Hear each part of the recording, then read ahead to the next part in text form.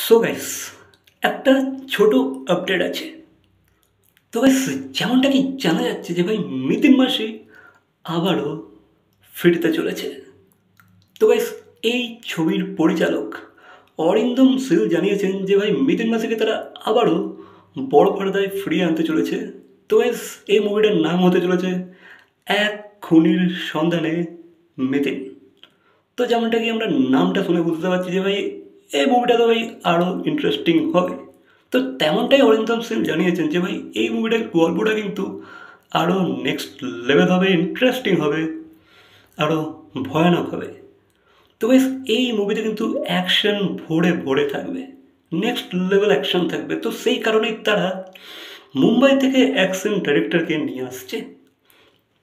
তো গাইস, এই মুভিটার যে গল্পটা সেটা মেঘের পর মেঘ সেই গল্প অবলম্বনে বানানো হবে, ঠিক আছে? তো সেই গল্পটাকে কেন্দ্র করে এই ছবিটিকে তৈরি করা হচ্ছে। তো গাইস, এই ছবিটিকে প্রডিউস করছে সুরিন্দর ফিল্মস। দেন গাইস, সে জানিয়েছে এই মুভির শুটিং কলকাতাতে হবে, দেন বিদেশেও হতে পারে। যেহেতু এই মুভিটা সম্পর্কের গল্প বলবে, বাট ভাই এই মুভিটা কিন্তু বাচ্চারাও দেখতে পারবে। এই মুভিটা কিন্তু মোটো অ্যাডাল্ট মুভি হবে না, এই মুভিটাকে বাচ্চারাও দেখতে পারবে।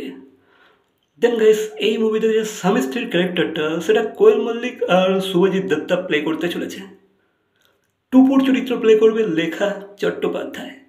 দেন গাইস, আরও সাইড ক্যারেক্টার্স আছে, লাইক কানিনিকা আছে, গৌরব আছে, সাহেব আছে, অ্যান্ড মেনি মোর।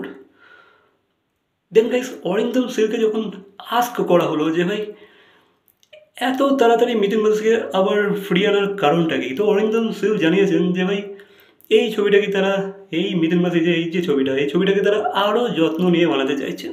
তো সেই কারণেই তারা একটু একটু এই মাস থেকে তারা শুটিং স্টার্ট করে দেবে, ঠিক আছে? বাট গাইস, তোমাদেরকে জানিয়ে রাখি এই মুভিটা কিন্তু আগের মিথুন মাসির মতো পুজোয় আসছে না।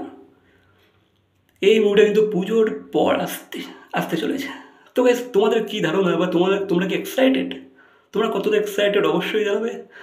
আর মিথুন মাসিকে নিয়ে তোমাদের কি মতামত অবশ্যই কমেন্ট করে জানাবে। তো ভিডিওটা ভালো লাগলে লাইক, কমেন্ট, শেয়ার, সাবস্ক্রাইব। তো দেখা হচ্ছে পরবর্তী কোনো ভিডিওর সাথে। Till then, by.